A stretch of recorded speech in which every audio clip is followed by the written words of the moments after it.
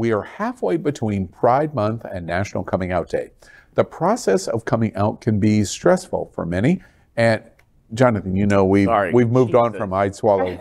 And you're not supposed to be drinking it. Wait, so I can drink the rest of it now? I can drink the rest of it? Might as well. And it's important to support those who are trying to come out. It's especially amazing when a celebrity can help someone come out. How about like Harry Styles? And that's what he did while performing in London. So our best thing of the week is talking about the coming out embracement from celebrities. And Harry Styles did it at Wembley Stadium as he helped this person come out by saying congratulations and welcome to freedom. When this sign, okay, perfect, yeah, I'll choose it. I'll give this back to you. Take this, okay?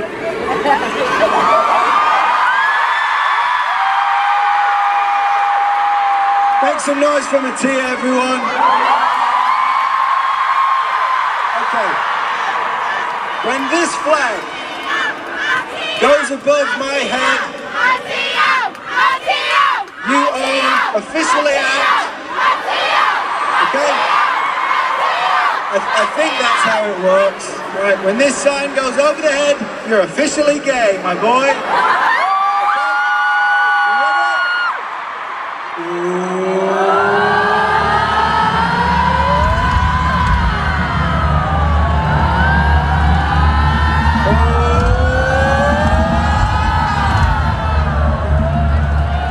No, still straight.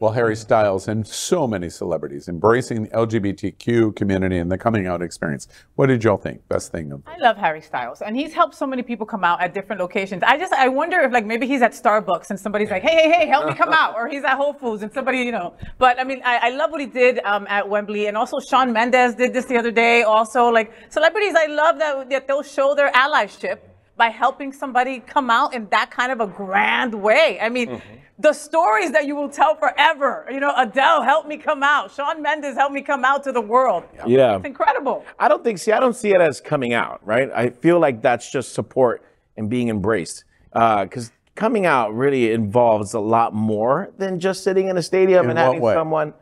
Like coming out is having to expose yourself to someone. If you go to start a new job and they ask you about your wife and you have a husband, now you have to come out and explain to them that you have a partner. But we come out every day, all day. Every time we go somewhere new, we have to come out. That's my point. That's my point. What's different about a video like this is that we have someone like Harry Styles who's just embracing us in the crowd.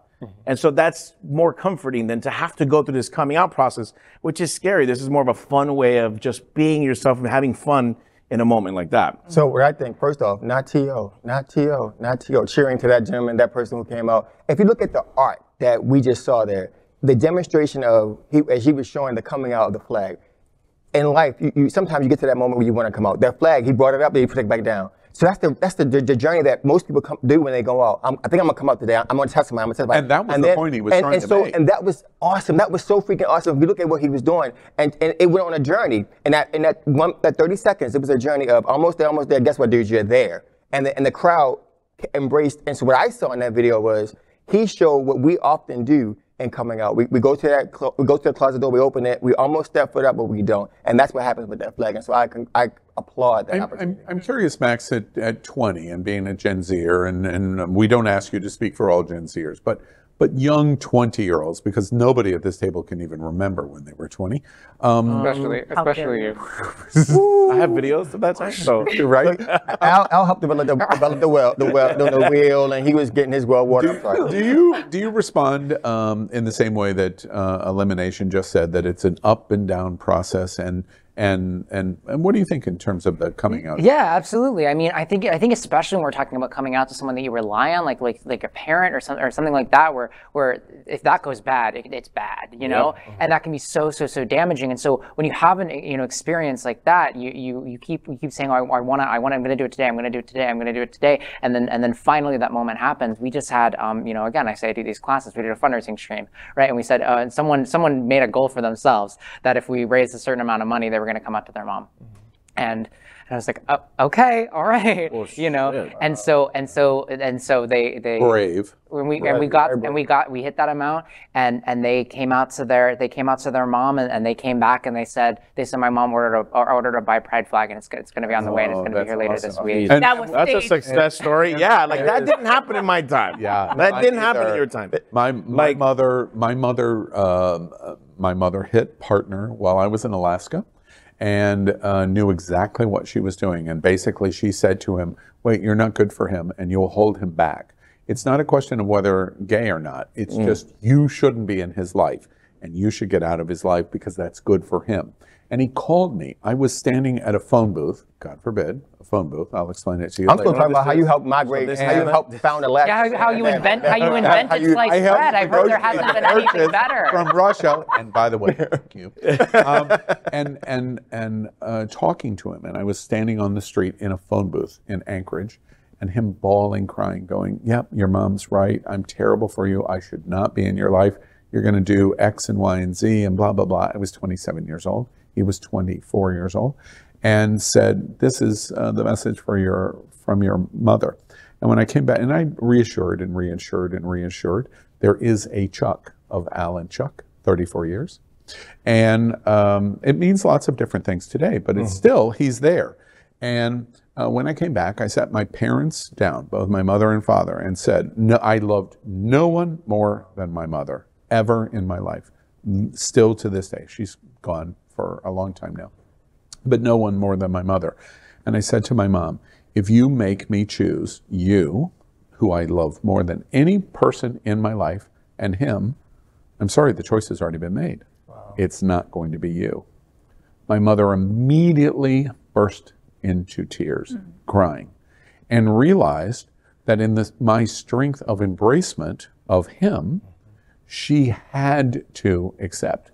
So my coming out experience was really very, very different, because you must accept or you're not going to get me. Now I know that that's a strange coming out story, because they knew, but it was a situation of it's beyond coming out, it's acceptance. But you had love. What you showed your mother was that you had love. Exactly. And so that love was stronger. Yep. At that moment for you. And from that moment, my mother, everything changed. I'm not going to lose my son over this, and so therefore it cannot be that important. And there was acceptance. But were you scared? For me, see, the thing is, in my generation, my friends, the scariest thing was to tell our parents. I didn't give a fuck about a guy in the street. I didn't give a shit about a teacher. I didn't I didn't really care about anyone else. When it came to my parents, that was the fear of Cuban. Yeah. Yeah. That's number one. Mm-hmm. Yep. Please don't tell my mom I'm gay. Latino. Just say. Broadly. Cuban first. Latino second. Masculine third. The cards are stacked against you.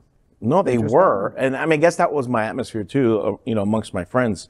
But like hearing these success stories and stuff, like I was outed by my mother because she saw my emails, the back and forth with a gentleman. And really, is that what we're calling him now? Oh, I love it. I love the emails, like the negotiation. Gentleman caller. We'll call it negotiation, a conversation. The emails. Okay, gentleman caller. We're reading you, by the way. We're reading you. How long ago was this? I was 17 years old. I was not ready. I had just gotten out of a relationship with a girl, and I was experimenting, obviously, on men for men apps or whatever, the chat rooms and stuff. Yeah. And I met a friend of mine at that time. So back in the dial-up days. This was I was about to say, did you make a dial-up joke? I had the first dial-up. I was like, I want to say AOL. I want to say dial-up. I was like, I'll let that. I was like, I'll do it. Please allow me. I never get to make an age joke. This was back when you did classifieds in the newspaper. Yeah. Yes. This was the chat. The chat. This was I had the first dial-up in the neighborhood. Yeah. People come over and you're like, and all that. Yeah. And so, yeah, I was outed. And then she told my whole family because she didn't know who to go to. And so when I came back from the trip that I was supposed to go on, which was Gay Days, which is where I felt embraced, which felt more comfortable to me. Yeah, it felt more comfortable to me. And I wasn't even ready, but it felt more comfortable to me than to have that conversation with my parents. Yeah. So when I came back, I came to a birthday party for my uncle. And the first thing they did was come up to me and, you know, make it known that they all knew. And I was dying. Inside, I died. Yeah. You know, it's interesting to your observation. We close out this conversation, the best thing of the week. What he says on stage, we didn't show it, but I told you in the setup of it, what he says to him as a coming out experience is welcome to freedom. Because you're born again. You are literally born again. You're coming out, and I hope you stay with me. I hope you love me enough to accept me. But at the end of the day, even that doesn't matter because my freedom is more important. Yeah. That's what he says in that moment, which I think is absolutely incredible. It was awesome. Yeah. Awesome. Best thing of the week. And we're watching it so many ways. This is how we're going to beat Ron DeSantis, by the way. It's these kind of moments that are just going to crush him because he can't stand up to truth. He can't. He can't stand up to love and power and encouragement that we can relate on those kind of stories and say, you know what, your freedom, I had the same feeling. Once my mother had that understanding, everybody else didn't matter, but I had the weight lifted off that I can conquer the world because my mother still loved me. She loved that I had exactly a bullseye, in my opinion. LGBTQ plus news is vital for our community and for the broader world as a whole. We have enough enemies at Fox News. Tucker, Sean, and Laura are loud. We need passionate allies. Happening Out Television Network, Queer News Tonight, and It's Happening Out are literally out of the closet and into the headlines. Our community needs your support. Like this broadcast and subscribe now to ensure the growth of the entire LGBTQ plus community.